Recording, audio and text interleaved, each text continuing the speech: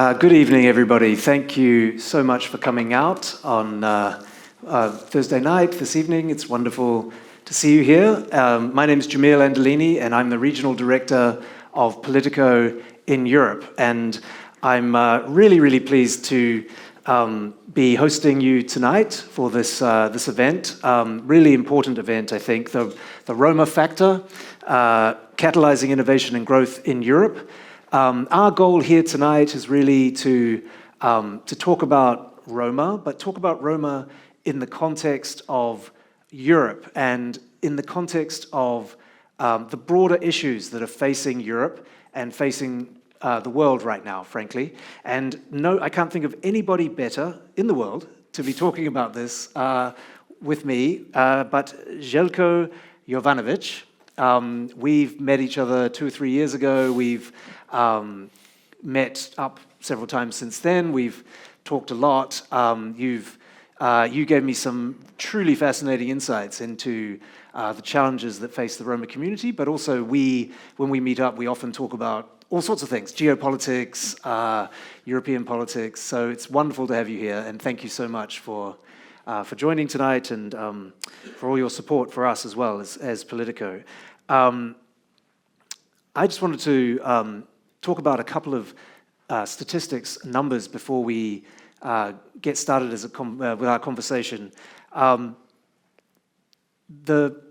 Europe, there is expected to be a shortfall of around 10 million workers missing from the labor force in the coming years. And as it happens, there are over 10 million Roma in Europe. Young, skilled, ambitious population who could add a huge amount to Europe's economy, to Europe's society. As you and I have discussed several times, the questions that face the Roma community are sometimes, sort of seen as a niche issue, like, oh, this is about Roma. But you make the point, I think very eloquently, that the topic of Roma is just the topic of Europe or society at large. So why don't you tell me a little bit about how you see that? Like how, when you're going around advocating on behalf of the Roma community, what is it that you want to, the main message that you want to send about that? Thank you very much, Jamil. I mean, the nature of the problems that Roma communities and people face in Europe are not different than the problems of other people. They are deeper, they are higher in scale in terms of how many of the Roma they affect. They are deeper and longer there, but they're not fundamentally different. This is what usually policymakers overlook, and they create usually a Roma policy at the level of government or European Commission or international organizations that is focused in one department. So when we want to talk about economy or labor shortage, they send us to the Roma department. When we want to talk to people in education, they send us to the Roma department. We want to speak about housing, they send us to Roma department. When we want to speak about transportation, they send us to Roma department. How does this look in practice?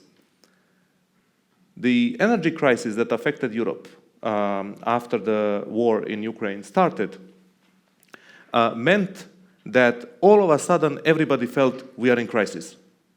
But even before energy crisis, there were 35 million Europeans that could fall under the category of energy poor.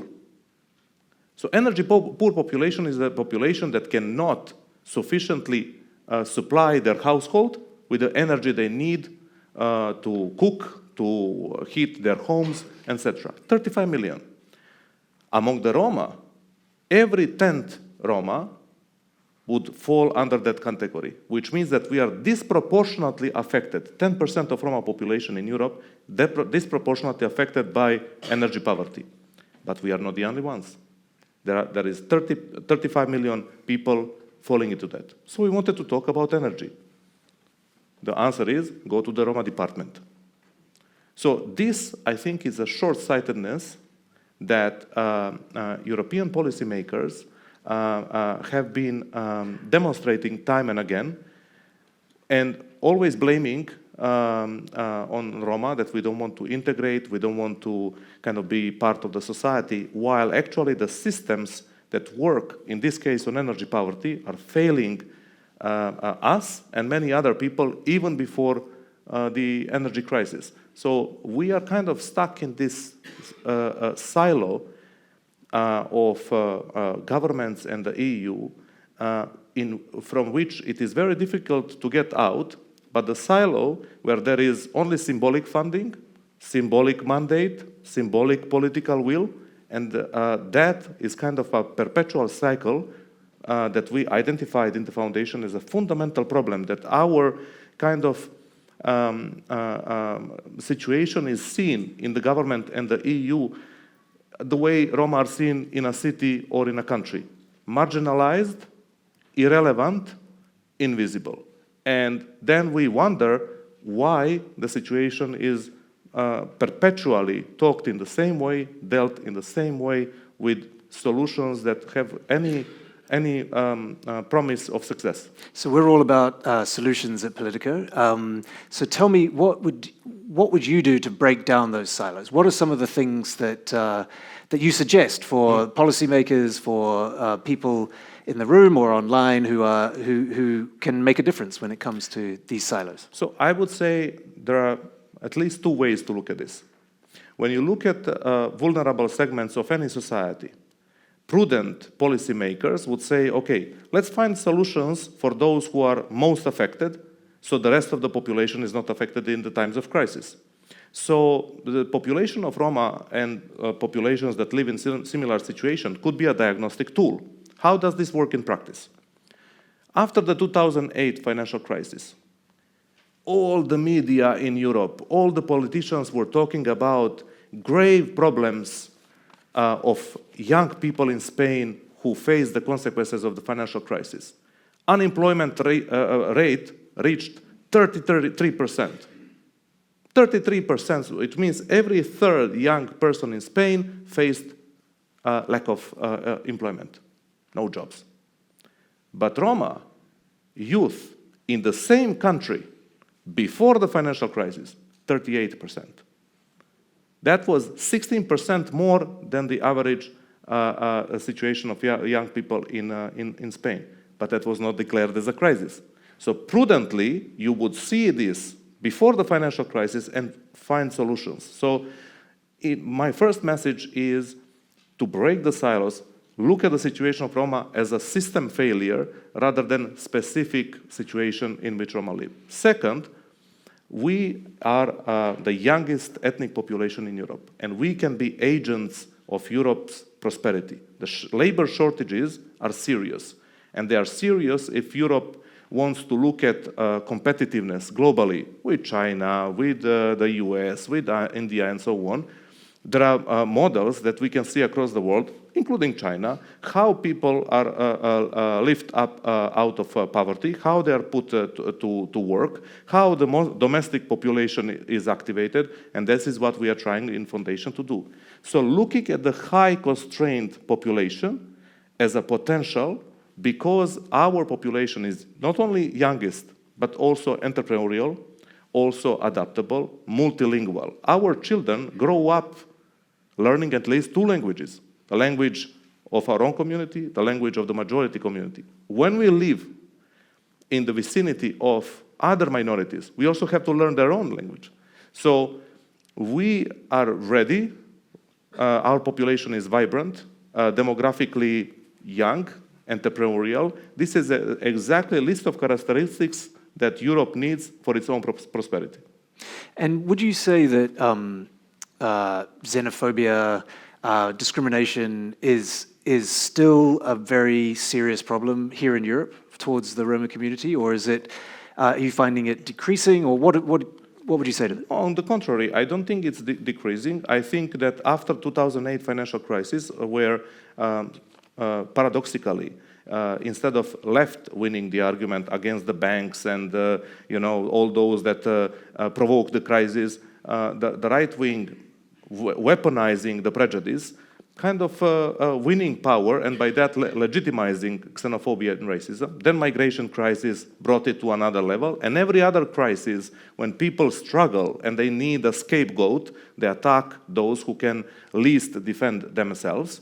And even today, we see in Portugal, for example, in elections, the major contender for, I think, candidate for president uses Roma as a kind of a scapegoat to weaponize the campaign and to win the campaign. This is not the first time. Many used it in Europe, starting from Jobbik back in the day when they were a startup party, they used this. So politicians brought it to another level. And that's certainly a major obstacle, but it's not the only obstacle. The obstacles are the systems that are too conservative, too risk-averse, too kind of boxing certain populations in irrelevant policy agendas, and that's the role of ours to open the perspective to a different solution. I'm interested, it's just a follow-up. You talk about the anti-immigration policies. Because we've obviously, over the last 20 years, seen much, much higher rates of immigration, it's sort of a follow-on from my last question. Has that reduced prejudice towards Roma who've been here multiple generations, or is it kind of all mixed together in a kind of toxic brew? You know, it's an interesting question you pose. For example, in Western Europe, that has been, for a longer time, kind of multicultural, multicolored. Roma often blend with the kind of other type of migrants. You will see Roma living in areas where other migrants live. For example, I would be often mixed for, I don't know, Turkish or Middle Eastern. So it's a different role that racism plays in Western Europe. Eastern Europe, that is predominantly white, I don't think so. I think that for 2 decades, politicians of different kind, I would not say only far right, of different kinds, on different places on political spectrum, use anti-Roma sentiment or anti-migrant sentiment to weaponize prejudice. So I do not see that increased immigration decreased the prejudice. I think on the contrary, it mobilized political forces, mobilized the media to write, attack, and capitalize on the existing entrenched prejudice in society. I see. We were talking a bit earlier about global geopolitics. You know, it's hard to avoid the topics of Greenland, Venezuela, Iran. You know, so these topics. So, to your earlier point, like when these sort of huge geopolitical shifts and geopolitical stories are breaking, how does that specifically affect Roma, or is it just sort of something that is more like affecting everybody? What's your feeling? Well, there are several effects. I will just emphasize 2. One effect is that the Roma become sort of a luxury good in this situation. You know, we cannot afford it now. There will be better times. Now is not the moment. It's not politically profitable. So we are kind of taken as a population and a situation that maybe we need to wait for another moment because we have all these kind of big threats and big issues. We can wait without seeing that what affects us affects the others, and also we can be a stakeholder, an agent of change. But another one is, I would say, even more detrimental, that because of this split between the Roma policy and the rest, there is even less political attention, there is lack of funding, there is a lack of political will, and in the times as such, it's completely invisible. And that continues creating a vicious cycle of political invisibility, political irrelevance, and pushes people deeper in poverty, which means that in mid-term, long-term, all these issues will cost us more. So I think when Trump, through its security policy, talks about Europe losing a global share and revenues, in some weird way, he's right, because our research shows that if Roma were employed at the same level like others, not more, but not less, only in 3 countries, Bulgaria, Romania, Slovakia, the revenue could jump, public revenue could jump even to 10 billion per year. So losing this money is not only morally wrong, it's economically imprudent. So in some way, he is right. Also, the Trump's national security and foreign policy speaks about Europe in terms of Europe losing confidence. And when you see how the various forces in Europe attack the Roma, but fear Russia, fear China, fear US, you get kind of a conclusion that there is a psychological effect of losing confidence if you attack the weak, but you can't say anything to the strong one. So in this way, I think the geopolitics, general politics, is pushing us further to the margins, but is also pushing us from being a stakeholder to help, to be part of the solution, and I think this is devastating for Europe. I want to just press you a little bit. So I totally understand your point about Roma problems are often just the same, you shouldn't sort of silo it off and marginalize. But if you take that argument to its further extension, then you would say, well, we shouldn't invest specifically on Roma at all. So how do you? I mean, that's a balance you have to make, right? Like well, that doesn't mean we shouldn't invest in Roma. We should invest in Roma, but where is investing is going to come from? It has to come from the general policy on activating domestic labor force, general policy on how to strengthen the access to financial capital, which is the topic today, general policy on education, general policy on health, because otherwise, if we look for public policy interventions, funding, legislation, regulations, only through the policy niche and policy departments, they are not there. It's about the responsibility of the governments and the EU as a whole, rather than departments that neither have funding nor they have political power. Do you make the argument that when you're in a marginalized community, you have to be extra entrepreneurial, you have to try even harder? Is that something that you see? Have you got examples, or could you talk about? Absolutely. I usually quote the director of our entrepreneurship initiative, Petrica Dulgheru, who said, entrepreneurship for Roma is not like a source of innovation, like we celebrate entrepreneurs a la Elon Musk or Zuckerberg. For us, it is a necessity because nobody else would give us a job. So entrepreneurship for us comes out of survival and necessity rather than innovative thinking and research and market analysis.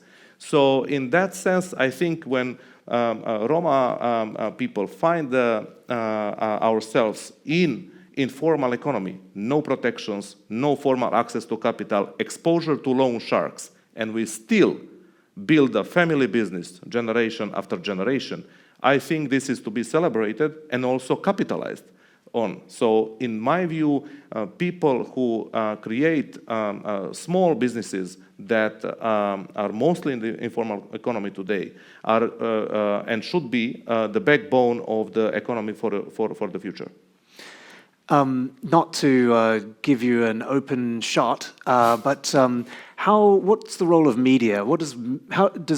Do you have a critical view towards media and how they perpetuate stereotypes? Is that something, not Politico, obviously, but other media in Europe or around the world? Is that something that you deal with? So for us, gaining attention in media was always a problem. Usually, Roma are reported in media in a case of scandal, whether we are victims or perpetrators in a scandalous story. And that happens as long as the scandal is publicly visible. We don't see media, when they cover issues of economy and labor shortage, to refer also to Roma. We see media these days covering the story of affordable housing, whether this is because of a newly elected Mayor Mamdani, or because this is coming to the EU agenda. But nobody speaks about informal housing that affects most of all the Roma population. So it is not that media only actively perpetuate stereotypes, but also not writing an alternative story, you support indirectly perpetuation of stereotypes. And this is our message, same message like to the governments and to the European Union institutions. By including Roma in the story or in the policy that talks about issues that affect everyone, and using Roma as an example or a data point, is a way to bring a holistic view on the society rather than isolating the Roma into irrelevance and invisibility. I want to give the audience a chance to ask questions if they want. I have more questions, but the audience is very welcome to ask Željko anything you might want to ask him. Yeah, please. Hi, thank you so much. My name is Elizabeth, and I'm from Hungary, from Romani Design. We have already met at the beginning, and that really resonates what you talk about. And I myself, I started to be involved in Romani Design a couple of months ago, and I'm really fascinated about the situation and about the stigma and about the silos. There are certain SMEs, for example, Romani Design, which is on the market for 15 years. And I think it's already something to celebrate, and this is something could be replicated in other countries, and also these companies, because first you started to talk about small companies, and I fully agree, and many of them startups. But that's another question, and that's what I would like to ask your view. Do you have even plans to scale up Roma businesses? Well, our investment in the entrepreneurship initiative is exactly with this point of view. There were many startups in Europe even before we started. The problem was always scale. And these days, and this is obviously the topic today, that we see the limitations of the market for capital in Europe, that there is a certain degree of conservatism for providing to businesses coming from the communities like ours because of the perception of risk. And that perception of risk plagues the whole Roma policy agenda, including the agenda on investment.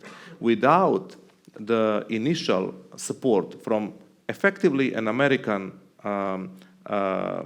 social impact fund, the fund of George Soros, we wouldn't be able to set up innovative enterprise like Roma Entrepreneurship Initiative to support businesses. And now we are grateful to the Council of Europe Development Bank and other European institutions joining, like EIF, that can help us scale up. So definitely it's our plan, but access to this type of resources still faces the limitations of the financial capital markets in Europe. So the plan is there, the possibility is not yet.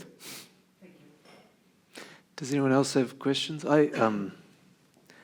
Someone there, yeah. Hi, good evening. Mark Dempsey from Article 19.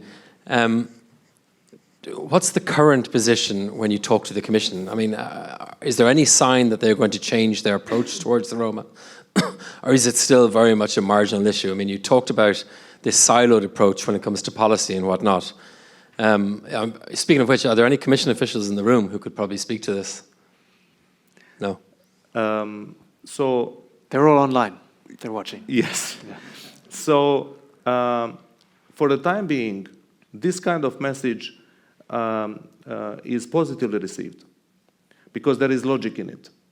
However, the implementation is far from. We still see, for example, in the part of the European Commission in charge of EU member states, this is still very, very slow to adopt as a practice. However, we see the promise in the Directorate for Enlargement, because there we have much more openness and vigilance in terms of how do we put the Roma in the broader agenda on labor shortage and labor market integration. And we see much more promise there to showcase how we can do this in the enlargement. Paradoxically, we should be transferring lessons learned from the EU to enlargement countries. Here is somehow the opposite. We will develop innovation in the Western Balkans and transfer it back to the EU. Thank you. I think we have time for one more, but I want to ask one more question, actually. Is there anyone? I don't want to steal it from you, but I wanted to ask, just very briefly, I know you don't want to promote yourself as an individual too much, but can you just tell us a little bit about your personal experience and what brought you to start something so important, the Roma Foundation? So the foundation's basic assumption is that we are trying to build a collective capacity of the Roma. And it is not only because of my experience, it's an experience of many others that are involved in the foundation and around the foundation. But my own personal experience with this. Back in 1998, I was more active than until then because I was already a student. Even in the secondary education, I was active in the protests against Milosevic, but 98 I was already in Belgrade in the law faculty, and I joined at that time a Roma party that was part of a democratic coalition. In 2000, Milosevic was down and in Hague. The opposition took over, and I had a belief that democracy and the path towards the EU will bring benefit to everyone. However, the democratic government was constituted, and very, very quickly I realized we are not on the agenda. Again, we were, at that time I didn't know the phrase, I didn't find the vocabulary to say we were a luxury good. There was a economic problem. There was joining the EU, frozen conflict with Kosovo, always something else, but we were not a priority. And then I realized it is great to be part of student movements, pro-democratic forces, and so on, up to a level. But then we changed the kind of rules of the game. Once Milosevic was out, but it didn't lead automatically to access, opportunities, equality that we hoped for. So then I realized I have to commit to organizing a political and collective capacity of my own community with people who are not Roma but supportive of that agenda in order to impose or enforce or promote our interests in the democratic process. So it's been 26 years since then, and in various roles, in various ways, that kind of idea led me to be part of the foundation with many others who share that vision. Wonderful. Thank you so much. And don't go away. We're going to step down, we're going to rearrange the stage, and then we've got a great panel coming up right now. So thank you, Željko. Thank you. Yes.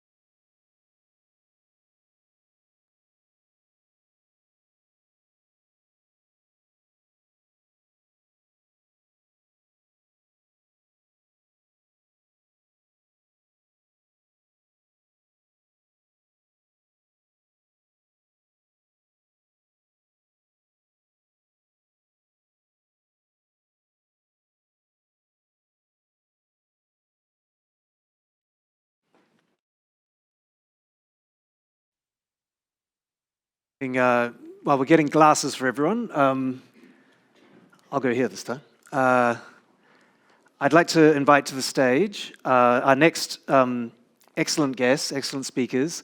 We have a panel with Patrica Dulguero, who Željko just referenced before, who he's the chair of the board of the REDI NGO and the REDI Fund. Great to see you. Thank you. We also have Peter Florin Manole, who is the Minister of Labour, Family, Youth and Social Solidarity for Romania. So thank you, Minister. Thank you for joining us. And of course, last but not least, Merete Clausen, who is the Deputy Chief Executive of the European Investment Fund. Thank you so much for joining us as well. So.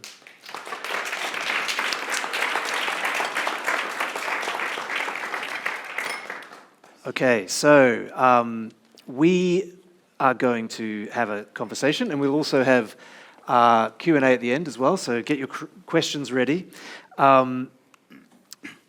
We've just been talking about some of the barriers, some of the silos, and Željko makes that point over and over.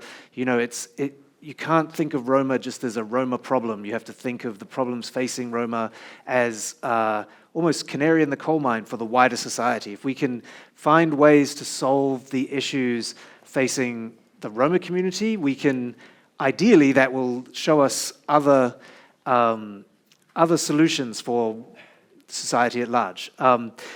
So I want to ask you in particular, Patrica, what do you think the main barriers are for Roma today? What are the things that are really holding back the community?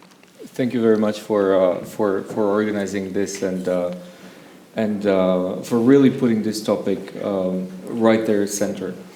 I think there's many barriers, and my experience is really not theoretical. My experience is really practical. I've been developing and promoting entrepreneurship in the Roma communities for, I think, the past 10 years. And I think if I have to summarize, there are three main obstacles. I think the first one is really a market failure, where we kind of have on one hand a substantial amount of people that are being refused loans because of the perception of risk. So I think 82% of Roma that we've been speaking to have been refused by banks or microfinance institutions. And this is very weird because those that have become customers of Ready Fund have repaid almost 98%.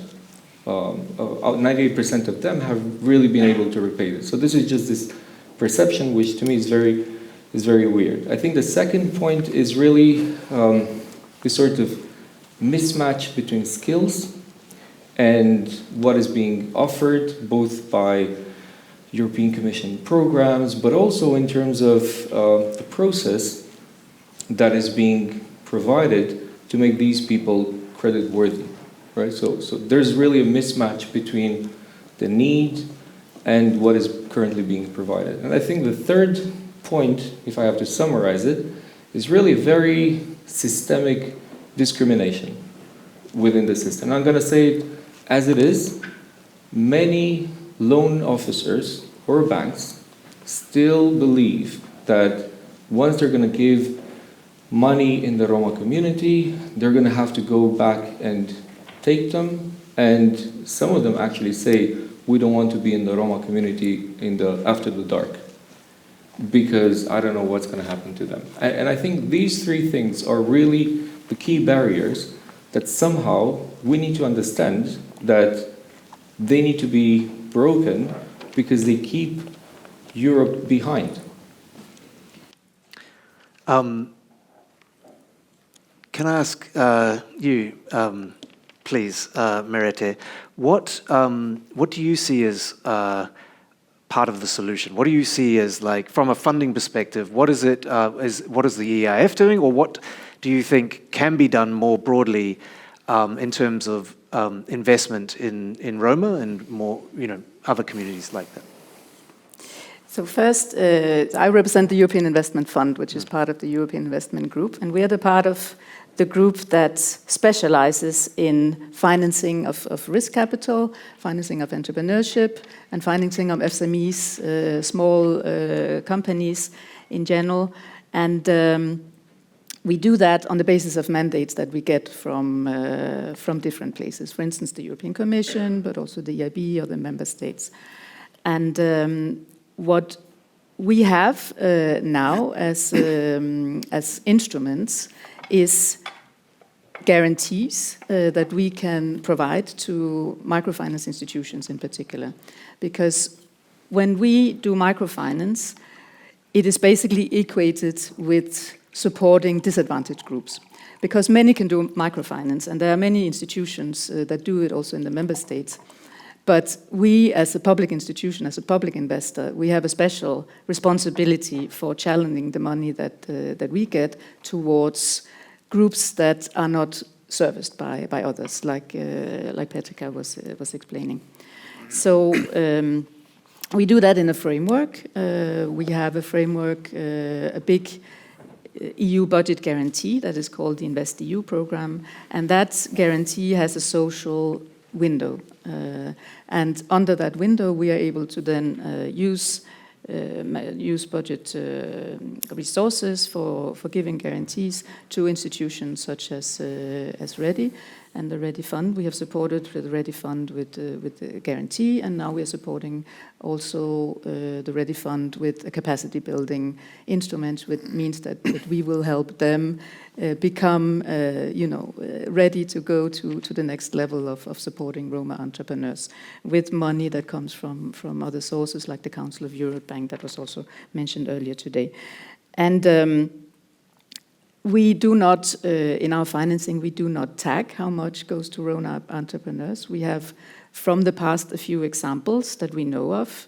We had an example from Romania or from central Romania where which, as you know, of course, much better, Minister, it's a bit of a melting pot, but we have supported projects in villages where different ethnicities went together, including Roma, to buy an old mill, started a bakery.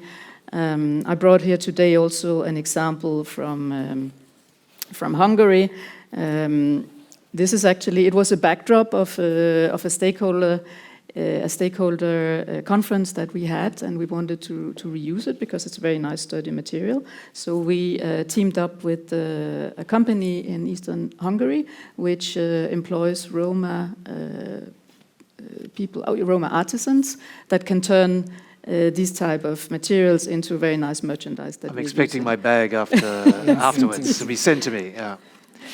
But you know, these kind of examples, a bakery, artisans that are able to sew and make these very nice products, are what we would like to see is to go to that the Roma entrepreneurs go to the next level and become also these type of very innovative companies that we now see thriving, hopefully in Europe, and go to the next level. And that's why we team up with organizations such as the READY Fund that can channel our financing into entrepreneurs that hopefully in future will be financed without any regard of what is their background or their ethnicity. That's great. Minister, I'd like to ask you the same question I asked Petrika, actually. What do you see in your country or across Europe as the biggest barriers to Roma inclusion, Roma success? It's such a difficult question for me now because I'm Minister of Labour. Yeah. Some years ago, being a young Roma activist, the simple answer to this question is racism. After centuries of racism, it's normal to have huge inequalities in education, in accumulating capital, skills, political representation, so you're powerless. And that's why, because we speak a lot in Europe and worldwide about digital economy, about green economy, about innovation. Imagine how sad I am, because we are proud to produce bags.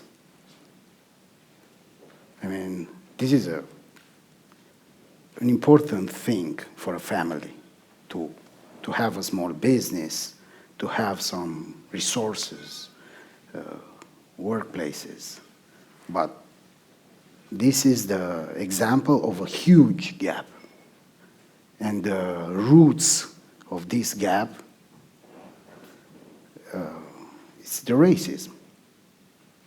That's the ugly truth.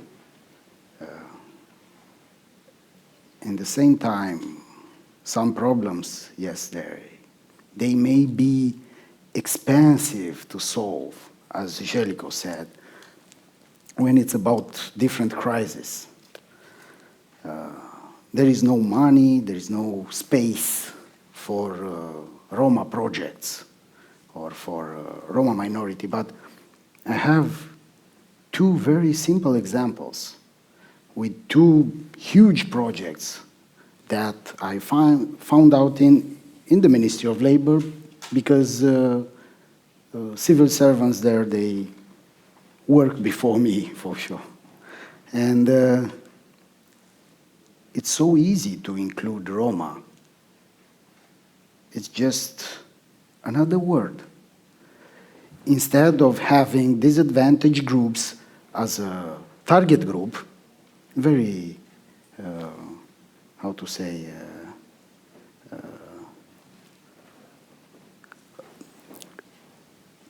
you have so many options when you say, we go to solve some problems and to have a target group formed by disadvantaged group. You have women victims of domestic violence, Roma, unemployed youngsters, rural area, a lot of groups, disabilities. But if you put some specific numbers there, you save some hundreds or thousands of Roma, just because you represent yourself. I represent myself, actually. I mean, you represent yourself if you're a Roma politician or a Roma influent civil servant, and you put yourself as an ethnic group there. The budget is the same. You just ask them to deliver something also for this agenda. This is an example, and I'm sorry, maybe I'm not so... I was touched by that example with the bag, because, again, you've done a very good job with this kind of helping those people to go forward. But it's such a huge gap. We are very happy to produce bags. That was exactly my point. I think we need to go to the next level with organizations such Next as Ready. levels? How many levels? Yeah. So if I could jump into Of course, to this yeah, point, because I find extremely important exactly this. So if we look at the... You save me. If we look at the... And sorry, Sir Minister, I'll be very quick. But the key point is, what we're doing with Ready, we have 5 million, right? 5 million, we've been able to support 800 people via microfinance institutions. We cannot invest where we want as Ready, because all of our investors come in and they say, you need to be very careful, you should not lose the money, you're going to endanger the institution and so on. But the demand is so high, really the demand is so high on the field. Thousands and thousands of entrepreneurs have their businesses, they think they've managed to find a market or a product, and someone should be there to help them. Is that Ready's job, who's a non-profit? It is not. We won't be able to do it. Our only point is to prove to the European Investment Fund, to the European Commission, to the Romanian government, that there is a model. There is a model, you get a bit of money from a grant, you set up a team, you get a bit of money from an American philanthropy who says, take the money, lose them, it's fine, try it. and you put in first loss capital, you convince someone to give you a bit of that, you blend all of this in, you come up with a program, you put some very stubborn people who are going to push and try to avoid bankruptcy we're talking about this, right? Every 6 months, fighting cash flow, and in the end you're going to end up with something, and people do repay. But the point is, government, the European Commission, everybody else, we do have money. We have money to put much more than making bags. But there needs to be someone who says, it's fine, we're going to lose some of the money, because we have the guarantees. Like from the social window in the InvestEU, we are not going to use the money, because we don't have models. So money's there. Mechanisms, I think, if we look at the market, we'll find. But really, there needs to be someone who has courage. Mariette, can I ask you, do you see new innovative ideas coming, not specifically necessarily for Roma, but like new models of financing, new models of how to kickstart, so we go levels up from bags to digital economy, the next frontiers for these communities, but more broadly. And I'm thinking a little bit of in Bangladesh, how microfinancing was really popularized by the person who's now running Bangladesh, and how sort of innovative that was at that time. Do we see something? Do you see, and you're dealing with this every day, do you see any ideas like that coming along in the future, in the near future? So what we see is indeed a lot more focus in the VC sectors and also other types of financing of companies in different stages of their investment journey, if you will. That is focusing a lot on digital tech, on health tech, on green tech also, and there are so many jobs also there that are really interesting and that where the companies can help create new jobs and new employment possibilities. And the financing is there, but it is more and more focused, we see, on these innovative companies as opposed to more, let's say, bread and butter companies. Do you see that as a problem, like everyone rushing for the next AI thing and not kind of supporting the companies that are the bedrock? Like not everyone can be an amazing AI chat startup, There is certainly a middle tech problem, if you like, because now there is so much focus on these very, very innovative ideas. You said AI, there's quantum, there's fusion energy, and so on, and large amount of money is being invested into those areas. But when we talk about communities and groups that are disadvantaged, if we don't have a middle layer, these different levels you were saying, the gap that is filled also with finance, it becomes very, very difficult to lift also the venture capital ecosystem to have this broader reach. And what we also see is that with the focus on competitiveness, for instance, in the proposal of the Commission for the next budgetary period after 2027, there is no longer, for instance, on the successor to InvestEU that we were speaking of, there is no longer a social window. There is a focus on tech, a focus on other areas where that is being seen as the areas that will lift the competitiveness of the European economy. But we will have, I think, to fight to keep also some focus on, for instance, microfinance in the next MFF, because as it looks now, the InvestEU is being reduced.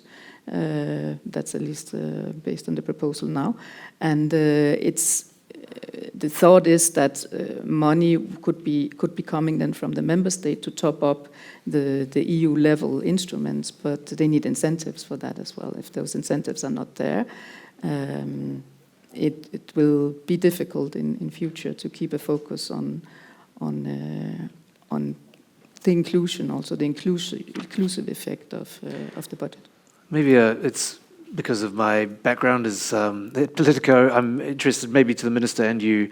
Do you see Merete? Do you see with the increased focus on defence and spending on defence that we see a downgrading of these types of top microfinance and focus on disadvantaged communities? Do you see?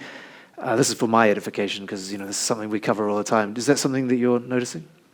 There is a risk of that. I mean, of course, as the EIB group, we are not policy makers; we are policy takers in that sense.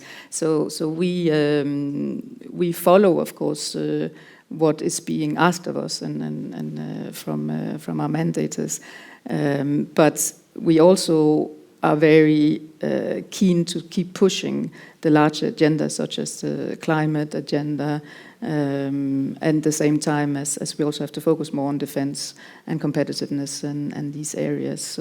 So climate, social investment, we try to push along and not row backwards, even though there are now geopolitical, you were talking about that earlier, winds that blow in the direction of focusing much more on defense, resilience, security, where we also have to be. This is also a space we have to be in. Mm. Minister, have you noticed this sort of reordering with the geopolitical changes that are happening, the reordering of priorities? Is that something that you're concerned about? Or? Yes, it's a big concern. I don't know if it's a risk. It's already here. I mean, a risk is something which maybe will come to hit you, but it's already happened. It's here, and okay, maybe because of this, we, as a domain, social inclusion, employment, maybe we lose some money, but maybe we will win a little bit of status, not to be only beneficiary but partners, not to be only beneficiary but insiders when it's about to design, to implement, to monitor public policies. Because we speak about defense and budget. In the same area, there is a so-called all-of-society approach. It's very important when we speak about defense. It's also important when we speak about economy. All-of-society approach includes Roma. I think yes. All-of-society approach, it's about all. And we are a very young population, maybe 6 million. There are 5 countries together in the EU, all of them together under 6 million population. There are 11, 12 countries under 6 million population.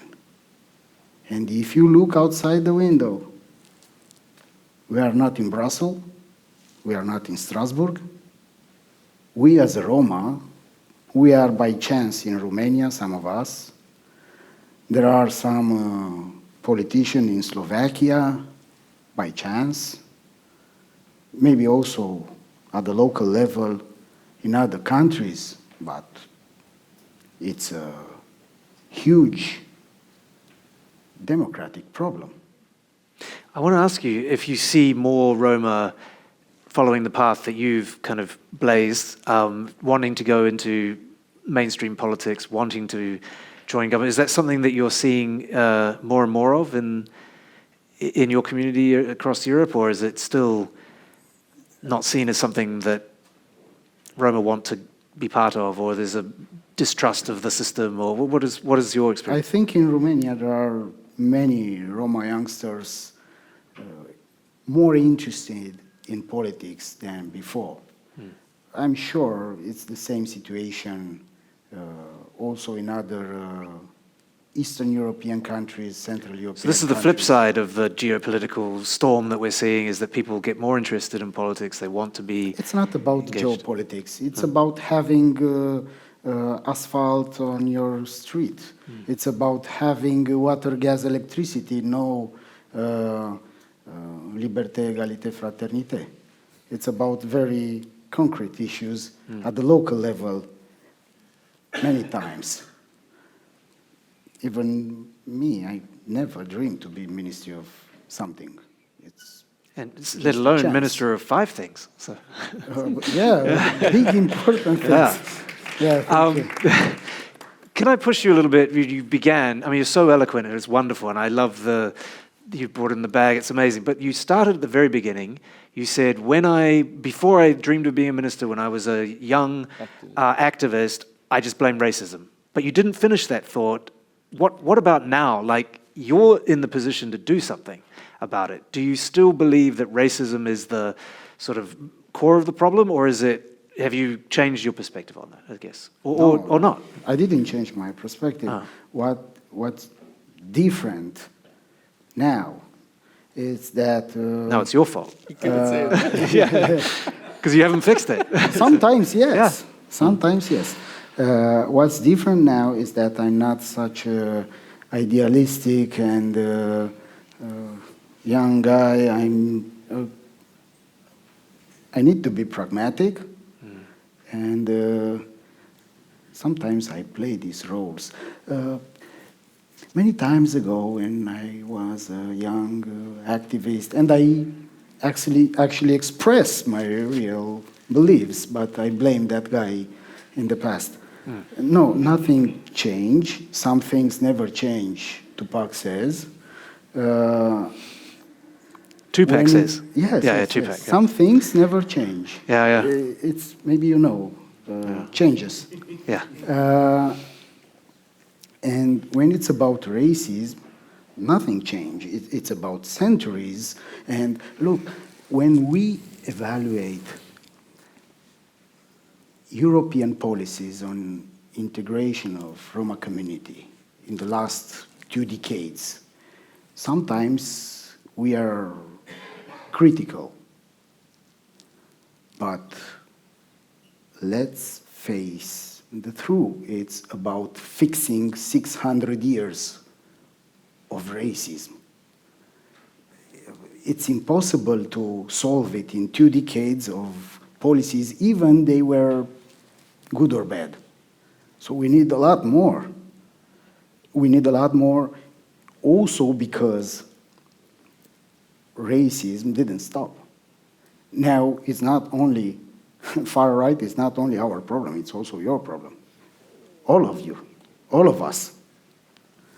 So it's not only about us. If you want us to teach you how to survive, yes, this could be a topic of discussion, but not for tonight. Yeah, good. Well, I want to open it up to the audience and give you the opportunity to ask questions. If there's anything you'd like to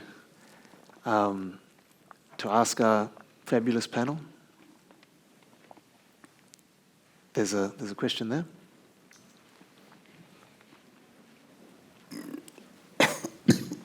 Thank you for all your interventions. I want to ask primarily to the minister, but to everyone, precisely on what you said last, racism and how it's an issue of centuries, and how we combat that now. So nowadays, I mean, it's clear, we clearly are witnessing, it's kind of the rise of the far right and this zeitgeist. What's, in terms of strategy, would you say, should we go for agenda setting, really mention just go very stubbornly, the Roma problem, put it on the agenda, or should you frame this as, for example, the title of this event, in the context of, the Commission priorities, competitiveness, these things? How do you see this strategy-wise? Thank you. Both. That's it. Okay. Patricia, do you want to answer? Like, what What's your approach? Like, do you think it's just you head on, say we're talking about a Roma problem, or do you try to sort of, as Željko, I think the point he's making is try to make it one factor in the broader questions that the EU's face?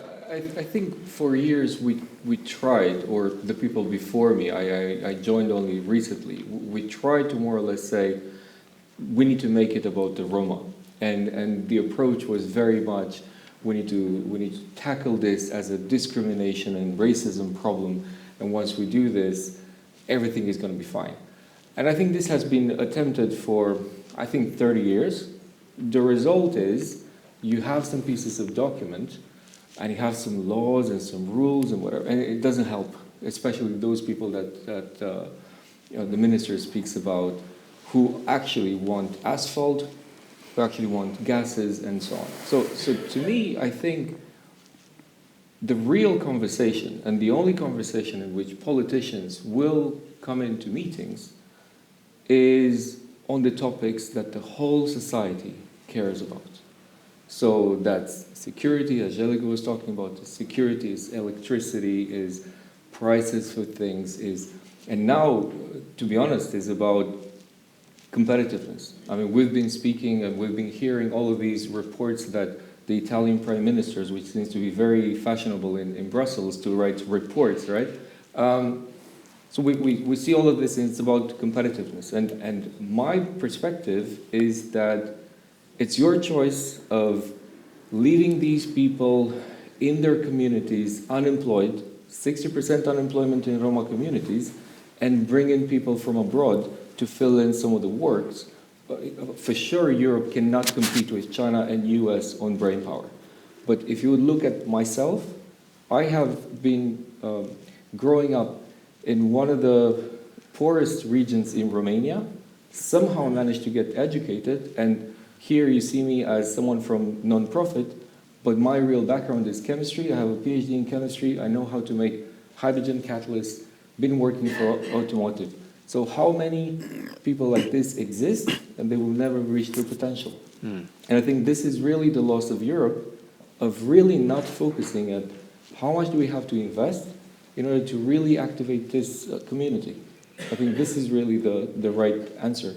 That's a very poignant point. So, any other questions from anyone? Want to raise any questions to our panel? We have someone there.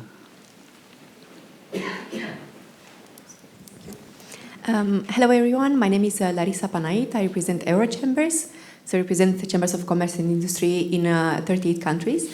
And I have a question related to entrepreneurship education, as you were saying. It can be for the minister or for actually everyone.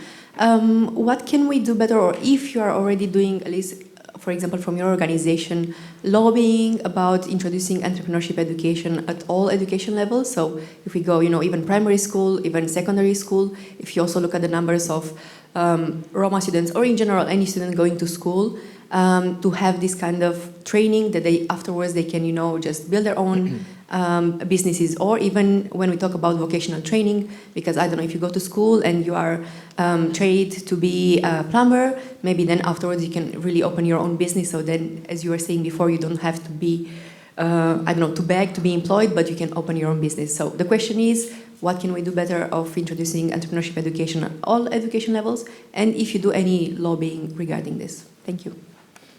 And I can pass it to you if you want. I have a connecting question. Okay. Thanks. I'm Elizabeth again. So about education, that's a really good question. To me, as a woman professional, it was really important at the beginning of my professional career to have role models. And I believe that it's really important for the Roma community as well to have role models. And I was wondering if there are any ideas or any initiatives how to bring those successful role models to the young people to really get the energy, get there, and find the motivation. Tonight is a very good example because we've got some, I think, very powerful role models here on the stage and before. But Minister or anyone or Merit? Yes, no, I think this is an excellent point, both the education point and also getting women into entrepreneurship, because that's regardless of background. Is it a Roma? Is it a Roma woman? Is it from almost any other country in the EU? We see that it is much more difficult for women to become entrepreneurs. There are many fewer women also who get into to financing. So we need to make sure that our young people, and I'm very optimistic actually, because I think our young people have a drive that we didn't have back in my generation,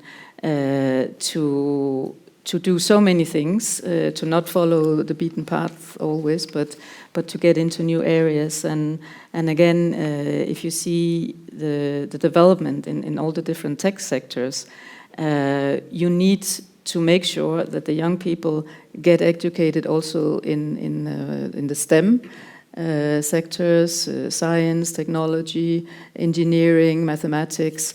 And that also is actually extremely useful if you want to have a career in financing, because nowadays to be able to assess and vet the interesting companies that have new innovative ideas, you actually need to be a chemist or have an engineering background, and a lot of companies and investment firms also are now recruiting people with that type of background, and I think this is where anybody can that has access to education, of course, and that's where we need to also step in making sure that there's inclusive access to education in the areas that are the technologies of the future. Unfortunately, I have no opinions about everything. I'm not that type of politician with all the answers to all the questions. I support the feminist cause. I'm one of the allies, but I'm not a specialist, and I'm not a specialist in education. But there is a problem, a barrier in some of our communities when it's about women and entrepreneurship or education, and it's about forced marriages, early marriages, women at 12, girls at 12. And I'm one of those members of Romanian parliament signing a piece of legislation to stop this. It's just a part of a big question a big answer to your question. But Patricia, do you want to? I do, and I have a very strong feeling about entrepreneurship education and process. I really think this is what sets us apart from the US, that Europe is constantly trying to compete with.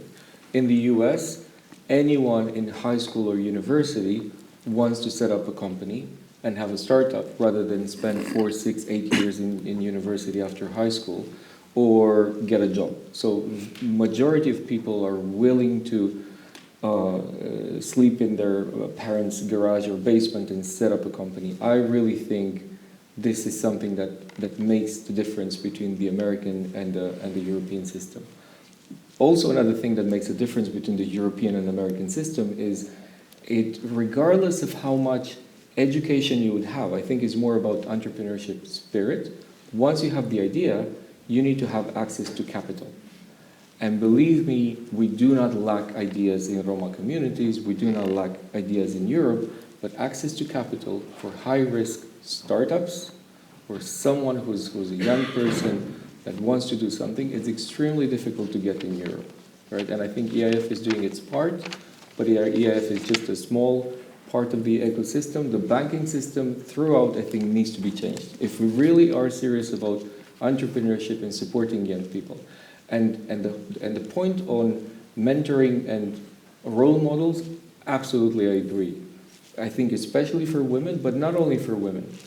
I think this is the reason why we have set up the business clubs. So all of the Roma entrepreneurs that go through our programs, and we have incubators, accelerators, germinators. Germinators is something where you don't even have the idea, you have no idea what you would want to do, but you want to start something. So it's a process where we kind of like try to support you to get accepted into the incubators. We have incubators in Macedonia, in Serbia, in Turkey, with the support of the European Commission, which I have to say has been really a fantastic supporter, mostly neighborhood countries. We have not had any support from European countries. This includes Romania also. So I think creating business clubs where we share this sort of knowledge and what people have been doing, how they managed to create the bags. But Romani Design is another company that we know and we follow, who's doing a very, very beautiful clothes. And I really encourage everybody else to look them up. And I think you also have a shop here in Brussels, but so many other companies are doing. So it's very, very important to get these role models out there. I think on that note, we should wrap our discussion. I want to thank the amazing panel. Thank you so much for joining us for this evening. It was a great discussion. And I love the two-pack reference. Thank you very much. And thank you all for coming out tonight. And please stay. We've got a networking reception now. And thank you very much.